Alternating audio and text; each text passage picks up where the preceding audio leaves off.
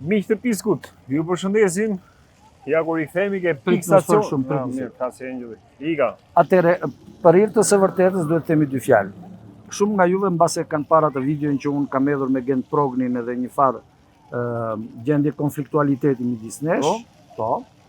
Por duke filluar nga dje, për hir të së vërtetës unë duhet ju them që më duket se gjërat kanë marrë një farë sqarime dhe dje mua më kanë lejuar që të mbaj një fjalim të vogël aty te. Ke folë ke proteste? Po, dje. Hajde, Angeli gjega të reja. Kështu që unë kam përshtypjen se edhe ata kanë kuptuar që ndoshta i kanë manipuluar dhe i kanë nxitur kundër meje. Gjithsesi duhet ta themi këtë të vërtetë. Okej, bravo. Vlerësoj që pra është nga ata njerëz që tërhiqet, pra jo nuk tërhiqem, unë them të vërtetën, them atë që ndodh. Angel, ka nga ata që vazhdojnë me këmbulin e tyre edhe pse janë gabim. Jo që mirë. Tu ka ndodhur diçka. Unë jam gabim, as ata janë gabim. Bravo. Ka qenë një, le ta themi, një keq kuptim i krijuar nga të tjerë apo s'ka rëndësi se si. Vetëm ky pak që kemi Skënderbeun. Dhe mund të themi që jemi në rrugë ndryshe, jemi në një situatë. Ma thuj pak se jam shumë interesuar ta di për çfarë ka ndodhur. Ku ishte ky konflikt? Ku ndodhi? Kjo pastaj të kalojmë te tema. Atëre, unë e di që përndjekje nga policia, nga grupe me të ndryshme politike si të Salës, të Edit, të Ilirit apo të tjetrit, kanë nxitur gjithmonë konflikte. E kanë një strategji këtë, që të nxisin gjithmonë konflikte. Dhe në një mënyrë apo në tjetër kudo që shkoj unë, njerëzit që kanë tendencë për të mua afruar apo për të pasur gjëra të përbashkëta me mua nxiten apo domethënë manipulohen me qëllim që të mos afrohen dhe të më rinë larg. Mundësisht edhe të kalojnë nëpër konflikte. Ndodhi një situatë e tillë, diçka e tillë mbase ti e ke parasysh atje te prokuroria e Tiranës. Unë bëra edhe një video të vogël në atë. U shpreha që ata... Pra, për herë të dytë, dje? Jo. Atëherë, e mbaj me në dhe, ka një muaj sa ka. Dhe... Vetëm shkurtimisht. Dhe para 10 ditësh afërsisht kur ishte, unë tentova për të bërë një... për të mbajtur fjalën aty te kryeministria, gjë që nuk mu lejua për herë të dytë nga anë e tyre, ndërsa dje duket që me sa duket ata kanë kuptuar që kanë qenë të manipuluar ose kanë qenë të nxitur, kanë qenë të keq informuar rreth meje, dhe dje më kanë lënë, kanë mbajtur një... Por çka konflikti ki pas tjetër me Gentin, veç ai atëherë? Po vetëm atje, jo. Ai atëherë, pastaj pra ti po kupton tani që nga lejimi që kanë lejuar dje tek protesta. Jo, unë e pash qëndrimin e tyre që ka ndryshuar me fjalë. Nuk është ai gjysmë agresivi apo një farë, jo thjesht i nat. Po ata më konsideronin mua si njeri të dëmshëm. Më para. E kupton? Më përpara. Dhe tashim me sa duket e kanë kuptuar që linja ime dhe linja e tyre janë pothuajse e njëjta gjë. Pak kemi po një qëllim. Edhe ne që kemi folë domethënë që duket sikur lexohemi, sikur duam ta dëmtojmë këtë protestë që po lexohen nga ndoshta edhe nga si ta them nga ignoranca duhet ta them, domethënë se edhe unë jam ignorant. Përgjithsisht nga ignoranca. Përgjithsisht nga ignoranca. Gjithë jemi ignorantë. Nga mosnjohja e thellë e fakteve. Ne kemi thënë që në fillim, madje kemi qenë nga ata me Angel prej 2 vitesh që ne kemi protestën tonë, edhe nëse protesta, unë uroj që të zgjasë sa më shumë dhe të arrijë ato çka duhet për të mirën e shqiptarëve dhe Shqipërisë. Ne prapë do vazhdojmë me protestën tonë, apo Angel. Me këtë se çka bëjmë është një lloj proteste që bën ne vazhdimisht me Angelin. Dhe kjo më vjen mirë që gjithë kemi një qëllim përbashkët dhe uroj që mos ketë njerëz dashakeqës që ta përdorin për interesat e veta vetjake dhe përfitimet ndryshme siç ka ndodhur historikisht në Shqipëri që janë manipuluar, janë drejtuar, janë orientuar dhe kanë shkatruar këtë vend siç është Shqipëria. Angel, tani do doje të kalojmë një temë tjetër që po diskutojmë. Prapë nga e para atje. Nga e para. Fillo. Për Ermal Beqirin, është një nga njerëzit më të rëndësishëm. Për sa i përket, jo. Mos e ngatroni gjëra. Jo, pa e them ashtu se të mediat e në gazetarë të momentit. Po. Je i manipuluar nga mediat. Unë bi dakord me këtë. Ti e di që unë zakonisht them ato që unë di. Sepse ato që din të tjerët ju i merrni vesh nga të tjerë. Ashtu siç ja u servirin ata. Unë do të bëj atë pjesën time. Për të disatën herë, për të 100-ën herë, apo për 30-ën, apo për 50-ën herë, unë vazhdoj u shkruaj atyre të Spakut dhe të prokurorisë Tiranës që të bëjnë hetim të domosdoshëm mbi lidhje të quajtura nepotike korruptive. Janë lidhje të ndryshme familjare, të kunati, të vjera, të vjeri, të nipi, të mbesa, të motra, të vllaj e tjera, të kushuri e tjera, me të cilët një personazh X ka mundësi të profitojë. Mund të profitojë nëpërmjet korrupsionit apo nëpërmjet shantazhit. Dakor? Domethënë gjobdhenjes, e them ndryshe. Tani, me që jemi në këtë pikë, më lejoni t'ju bëj një parantezë. Pardje apo diçka e tillë, një nga funksionaret e PD-s, Jola Ysa, ish sekretare për marrëdhëniet me publikun në Partinë Demokratike, ka pranuar ftesën e Edi Ramës për të bërë drejtoresh në një nga këto drejtoritë e turizmit apo diu. Shikoni çik mirë Jola Ysën. Shikoni fizionominë e saj. Merrni dy portrete, merrni të Jola Ysës dhe të Silva Cakës, që është aktualisht zëvendës ministër e brendshme. Jola Ysa vjen nga PD-ja, Silva Caka vjen nga LSI-ja. Shikojni çik mirë dhe bëni një pikë pyetje, përse këto dyja janë ofruar nga Edi Rama për të marrë poste të rëndësishme? Pse? Tash pyetjen bëheni juve. Do ta lëmë kështu mister për të parë. Nga ana tjetër, unë bëj pyetjen, ja kam bërë në një video që bëra dia për dje, që Partia Socialiste domethënë për Partinë Socialiste mund të ngresh 1000 ankesa. Mund të bësh sharje shtë sharje. Po që të pretendosh se në Partinë Socialiste nuk ka kuadro të përgatitur, të arsimuar e tjera dhe me eksperiencë, është e pamundur. Domethënë nuk rezulton e pavërtetë. Partia Socialiste ka me mira njerëz që mund të marrë një postë drejtues dhe ta çojnë sipas mënyrës së Edi Ramës, kuptohet? Në atë drejtim që duan ata. Përse Edi Rama merr njerëz nga një forcë tjetër politike? Mos harrojmë edhe një tjetër. Në 2017 kur Edi Rama u nda nga LSI-ja, këtu në këtë shesh, ju ka kërkuar socialistëve që më votoni mua që të ndajemi nga LSI-ja, ta kem timonin vetëm. Që ta kem atë tepsin, rrotullamen vetëm. E kupton? Dhe me këtë pretendim, populli dhe partia e mbështetën, sepse thanë që tani e gjithë e keqja vinte nga LSI-ja. Tani me çfarë justifikimi ky njeri u jep këto poste drejtuese dy funksionarëve të partive të tjera, opozitare, apo në duke, dhe duke u jep socialistëve vet. Do na thosh ashtu apo atëre. Se po më largohesh nga Ermal Beqirit. Jo, në asnjë mënyrë, janë bashkë ato, janë bashkë. Tani me pak fjalë quhet gjobdhenje. Të gjithë personat që marrin pushtet pranë Edi Ramës janë njerëz që në një moment të caktuar kanë ardhur në dijeni të një fakti të rënd penal, që jo detyrimisht ka të bëjë me Edi Ramën, po që të huajt janë të interesuar që të ruajnë pushtetin të paprekshëm dhe kurse si të mos e lejojnë Engjël Lukën që të marrin as pushtet as para. E kupton? Dhe tani le të kalojmë te Ermal Beqiri.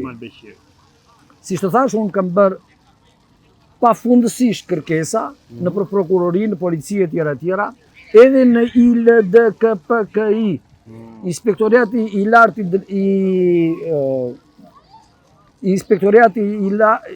lartë për konfliktin e interesit dhe për deklarimin e pasurive. Se thash, për deklarimin e pasurive dhe konfliktin e interesit.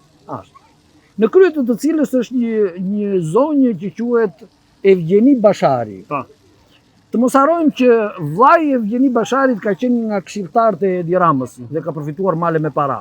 Domethënë, Edi Rama nëpërmjet vllait të Evgjeni Basharit i jep para familjes, domethënë Evgjeni Basharit, që ajo të mos bëjë veprimet për të cilat e detyron ligji. Domethënë, të mos verifikoj pasurinë e zyrtarëve, të gjyqtarëve, të ministrave, të zëvendës ministrave, të njerëzve të parlamentarëve tjera. Një nga këto kërkesa, do të thënë disa nga këto kërkesa janë drejtuar nga ana ime Spakut në lidhje me Ermal Beqirin. Po. Dakor? Me që jemi atje. Këtë temë, po. Dhe në mos gaboj Fiks mos 10 minuta është kemi marrë këtë temë. ashtu dhe. Dhe në mos gaboj kërkesa ime parë është bërë në fillim të shkurtit. Do të thënë që më figuron mua atje tek ato skedat e mia. Dhe është përsëritur një 3-4 herë. Ermal Beqiri nuk është i vetmi person i dyshuar për veprimtari kriminale të gjobvenjes, të korrupsionit, të menaxhimit të fondeve në mënyrë të palishme tjera, apo të përfitimit të fondeve në mënyrë të palishme, që unë kërkoj nga prokurorit të jetohen nëse kanë lidhje me zyrtar të tjerë, me të cilët unë jam konflikt interesi. Një rast i tillë është për shembull, një rast i tillë për shembull është rasti i gjyqtares Enkeleda Dalipi dhe Edi Rama apo? jo, S'është Edi Rama? Aha, jo, okay, ishte gomari i tij. Okay. Do të thënë, gjyqtares Enkeleda Dalipi dhe Bledjan Dalipit, njerit nga drejtorët e Belinda Ballukut. Ju dini që unë kam kallëzuar Belinda Ballukun që para 3 vjetësh. Dhe tash i njëjti rast është pak a shumë edhe i Ermal Beqirit. Tani le të futemi më konkretisht të cilët ja kam përmendur edhe Spakut. Po, për çfarë e ka përmend Spakut? Ja përse ja kam përmendur Ermal Beqirin. Tani, unë kam bërë këtë pyetje. A ka lidhje midis Ermal Beqirit dhe Julian Beqirit? Kush është Julian Beqiri? Stop. Para se të kalojmë te Julian Beqiri, unë do t'ju përmend teleshikuesve një nen të kodit të procedurës administrative, i cili neni 97.1, i cili thot: nëse unë ngrej një dyshim dhe bëj një kërkesë pra një institucioni, institucioni është i detyruar të më kthejë përgjigje brenda 10 ditëve. Nëse nuk më ka kthyer përgjigje brenda 10 ditëve, dyshimi im merret për i mirë qenë. Në këtë këndvështrim, kërkesa që kam bërë unë. Po pse më se kuptova këtë? Dale, por. Por çdo dyshim që ngrej dikush. Jore, unë e kam të justifikuar, i kam prurë ti, dale, mos më trondje. Mos ja fut shkrepet një orë. Ti ç'jo. Kjo se s'ka përgjigje mua ai. Jo, ne ngrem një dyshim bazuar në një fakt. Se se mos ngrej dyshim me Jo, ashtu mund të them unë ti. Ke të bësh me nipin e X-it të Macronit për shembull ti keni qenë kështu lesbik ju me njëri tjetrin. Dajnë zore gjithë palarat ne. Pse unë ta kam dhënë informacion që mos mënyrë konfidenciale ti na zore publikisht. Bravo, gjithësh. Do të thënë, kur bëhet fjalë për të kërkuar një informacion të këtij lloji, duhet detyrimisht që informacioni të do të thënë kërkesa për informacion të justifikohet dhe të ketë një bazë reale. Dakor? Atëherë, çfarë është Julian Beqiri? Julian Beqiri ka qenë drejtor i degës së ETC-s, dëgjoj mirë, që sot quhet dega Rruga e Elbasanit e Bankës Intesa San Paolo. Atëherë, Julian Beqiri është personi që ka shkëmbyer letra me mua, letra do të thënë emaile, ku unë i kam kërkuar që ai të jap shpjegime në lidhje me emetimin e kartave bankare. Si ligji gjërat me veten me gjëra që si ka ndodhur ti. Dalë të mbaroj unë pastaj. Pastaj. Pse jeni juve të mbarosur dhe nuk e kuptoni që pushteti i informacionit është absolut mbi gjithë të tjerët? E thonë të tërë, nuk e them unë. Ashtu e them edhe unë. Ndryshe nga se që kam mësuar në shkollë që është pushteti 4, po unë them është më kryesor. Jo, është pushteti parë, sidomos kur bëhet fjalë për një pushtet absolutisht të pavarur. Sidomos në këtë ditë ku jemi sot, domethënë, ajo apo në këtë ditë ku jemi sot. Tani, po e futi ushqimin ai. Tani, Julian Beqiri nuk ktheu përgjigjen atkohë, më priti në zy, e kupton? Por vazhdoj avazin që ti s'ke para këtu, ne i kemi bërë kontrole, ti s'ke depozituar gjë tjera. Megjithatë mbetet pyetja që e kërkon edhe gjykata me vendim të formës prerë. Që ma jepni atë fashikullin, kush i ka emetuar kartat e debitit, kush i ka kërkuar, kush i ka përdorur, kush ka hedhur firmën e tjera. Dhe ata ka zhdukur komplet dosje. Tani, një fakt I tillë, nëse gjithmonë rezulton që Julian Beqiri dhe Ermal Beqiri janë bashk në një grup familjesh, atëre gjithë historia e Ermal Beqirit fillon të paktën me Ilir Metën. E kuptoni? Domethënë, që ta dini një çik më qartë ku futet ingranazhi. Banka Intesa San Paolo, ashtu si dhe bankat e tjera, në mënyrë absolute nuk mund të kryejnë veprime kriminale pa qenë të sigurta që nuk hyjnë gjem në këmbë. Domethënë ato duhet të ishin të siguruara që nuk do t'i përndiqte policia, nuk do t'i përndiqte prokuroria, nuk do t'i përndiqte gjykata dhe nuk do t'i përndiqte as shërbimi informativ. Atëherë. Kur Ilir Meta ka ardhur në pushtet, kë ka pasur pranë vetes? Kë ka pas?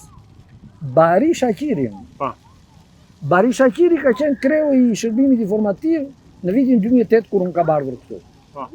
Dhe në djenin time, për të mos thënë në sigurin time, Bari Shaqiri është kontaktuar në atë kohë nga shërbimet e karabinjerisë këtu, nga repartet Ros, dhe në një farë mënyre është rekrutuar, në një farë mënyre, domethënë kanë marrë sigurin që ai do të bashkëpunonte në veprimet që ata do t'i kërkonin.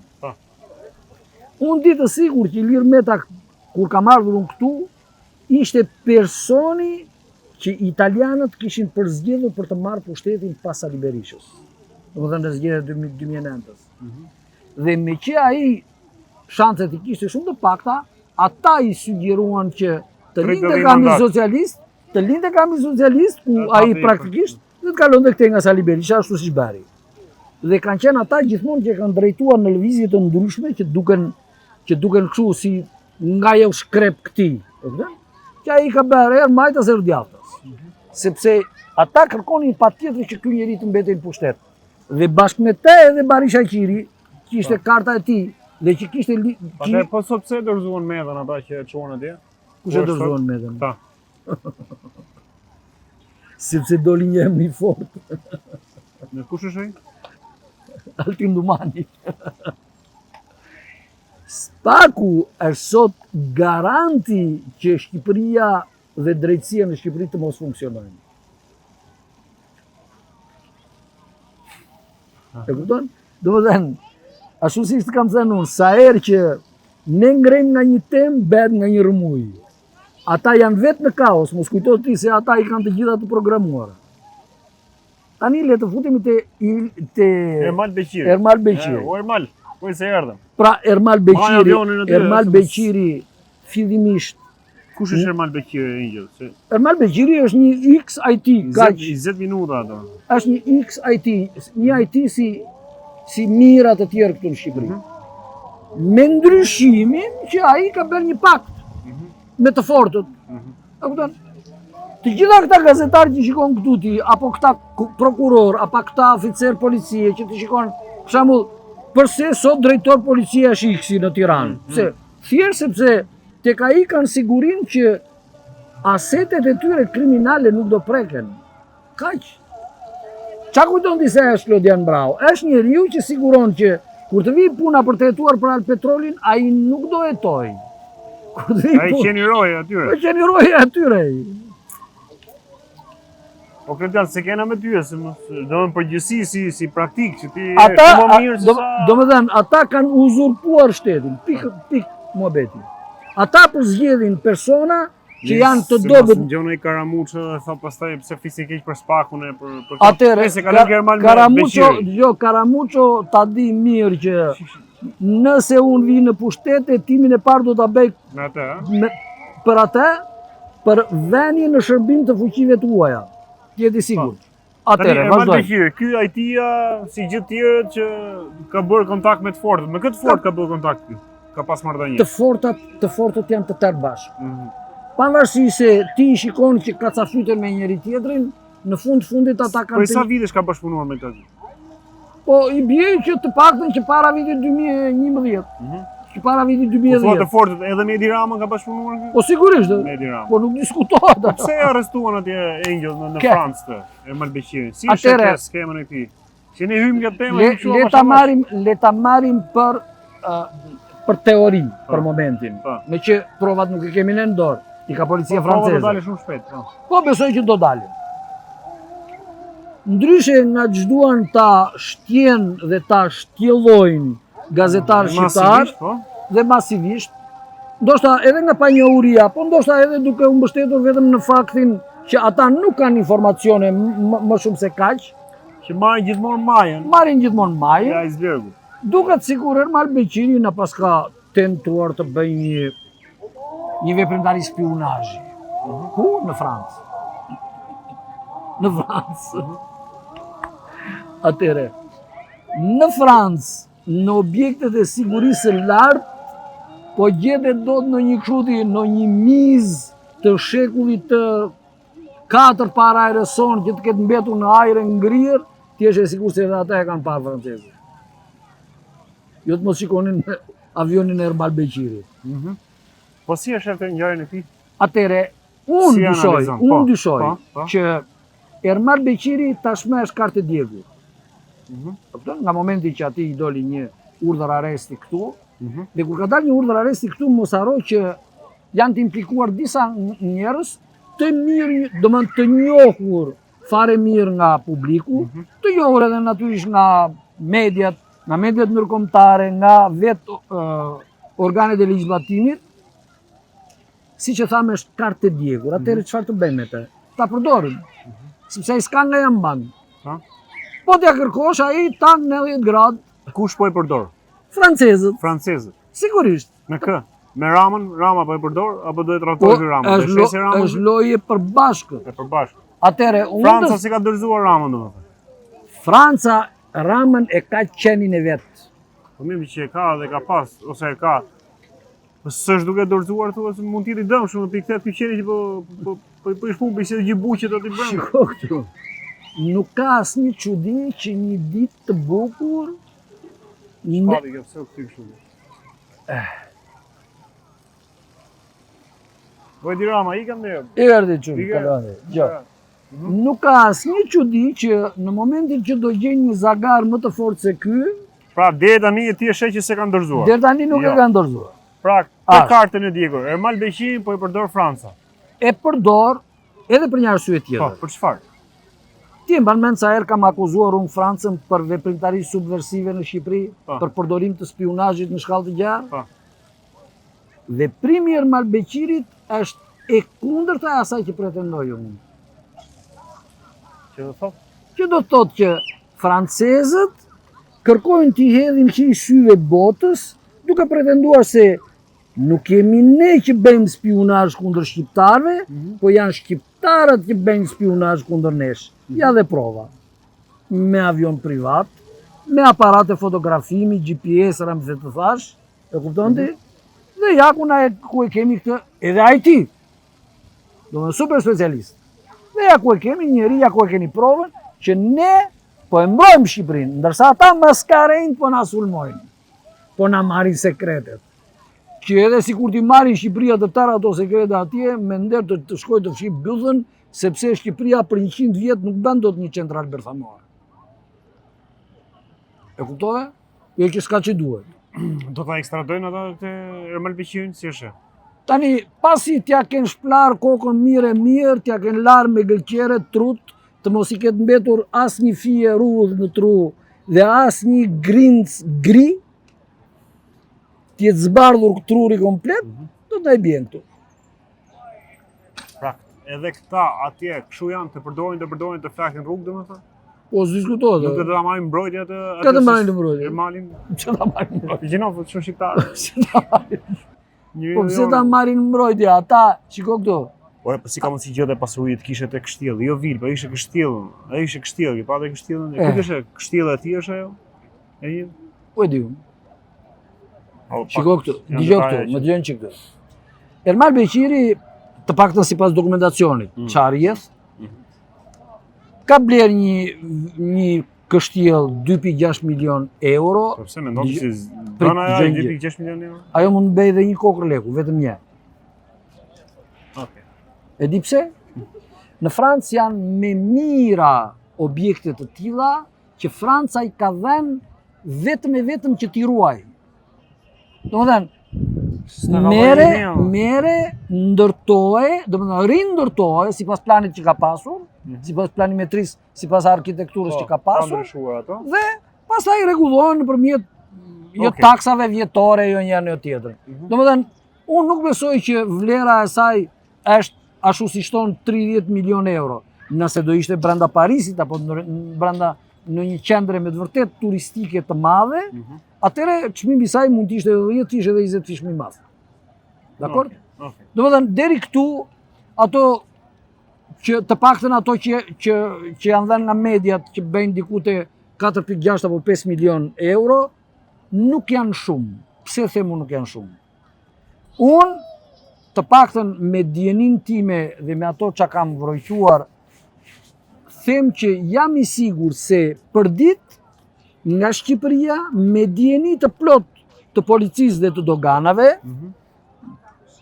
transferojnë jashtë Shqipërisë, sidomos në Itali, qindra mijëra euro çdo ditë. Nga njerëz që bëjnë si turist, apo si kur janë të sëmur, si kur shkojnë e vinë për të kuruar, e më thetë tash. Qash thua. Dhe kjo është një nga aktivitetet më të rënda kriminale të shteteve europiane kundër Shqipërisë, që nxisin qytetarët shqiptar të transferojnë para të vjedhura, të grabitura, apo të këtyre maskarallaqeve me qeverinë, të transferojnë në vendet e tyre dhe të mbeten të paprekur.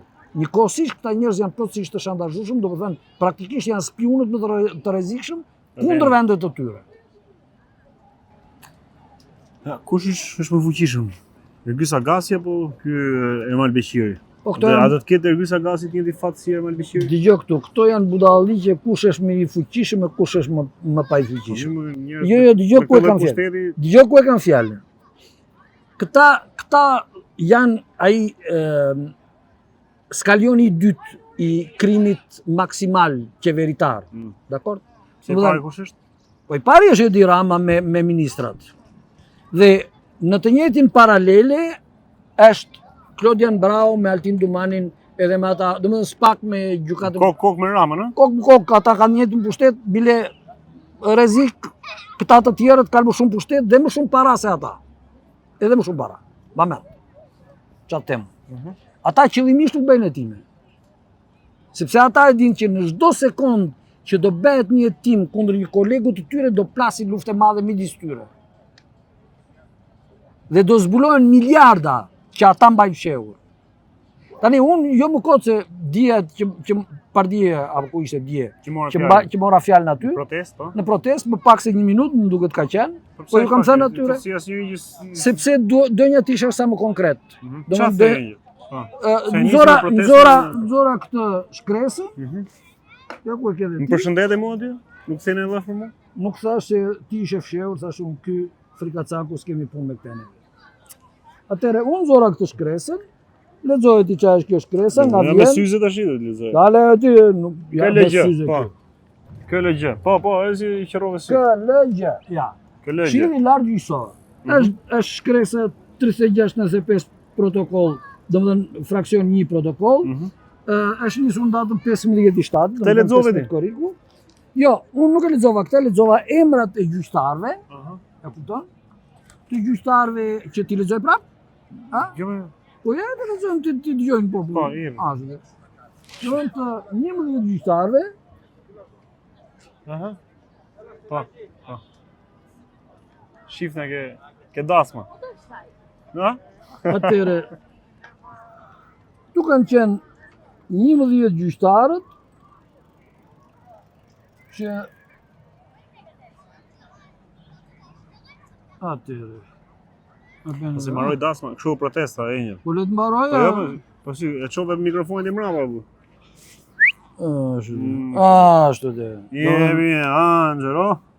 Atëre. Hajde. Shati Angelo. Jemi. Atëre. Shati. Këshilli të lartë gjyqësor, Inspektoriati të lartë të drejtësisë, datë 10/7, 10 korrik, korrupsion masiv, shitje vendimesh në shkëmbim të postit dhe pagës më të lartë, dhe emrat, gjyqtarët e më poshtë. Lexoj ti?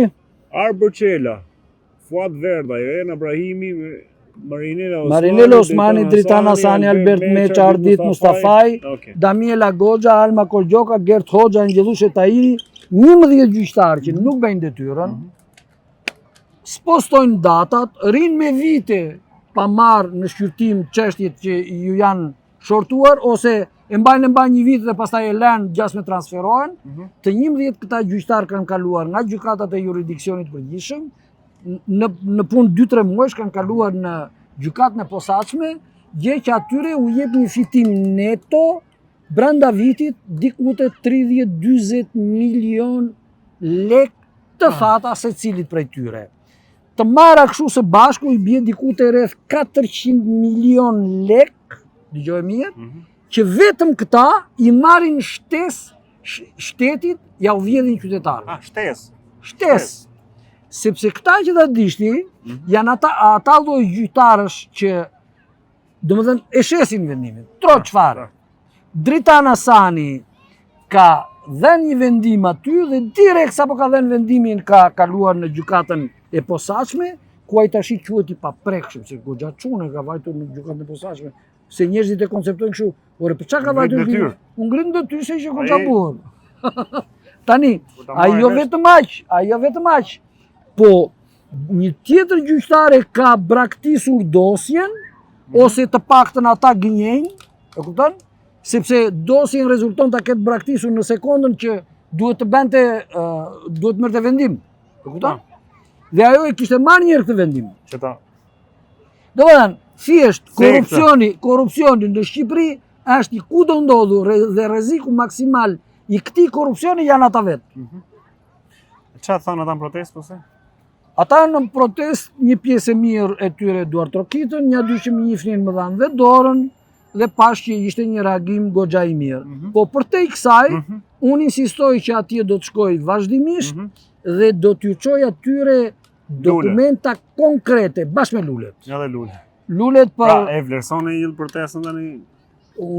Qa kam thënë unë për para? Ti e ke vlerësu gjithmonë, por... Atëre, protesta kam thënë është e domosdoshme, ajo ka nevojë për kokë, domethënë ka nevojë për një grup drejtimi. Ka kokë thotë një?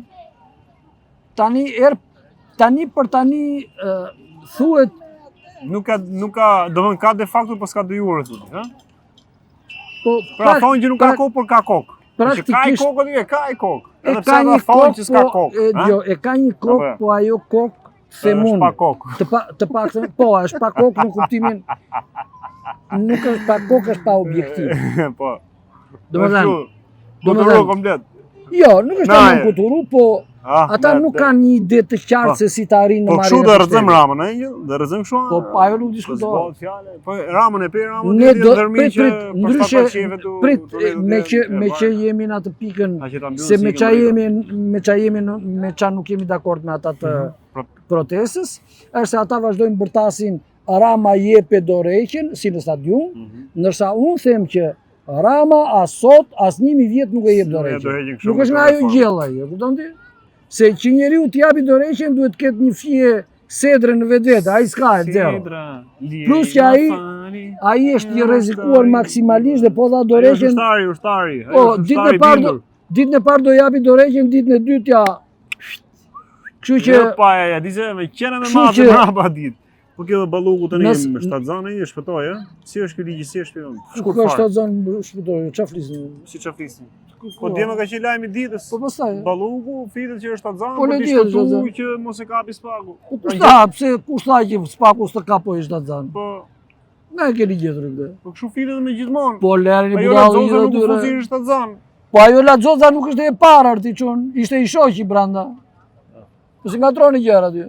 Pa ti mendon që do ta Miq, ju përshëndesim, ishim me unë nuk kam nevojë edhe një herë, ç'a bën këto pyetje kështu ti? Unë s'kam nevojë ta. Po flitet gjithandej më bursi.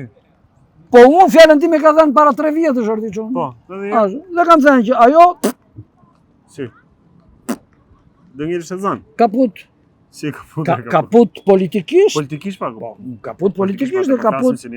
Dhe kaput politikisht dhe kaput juridikisht. Po. Domethënë, ajo mbaron këtu aventurën e saj politike dhe spionazhin e saj në shërbim të Greqisë, dhe ajo mbaron këtu edhe aventurën e saj juridike, ajo merret e pandehur dhe merret nën arrest për vepra shumë të rënda penale.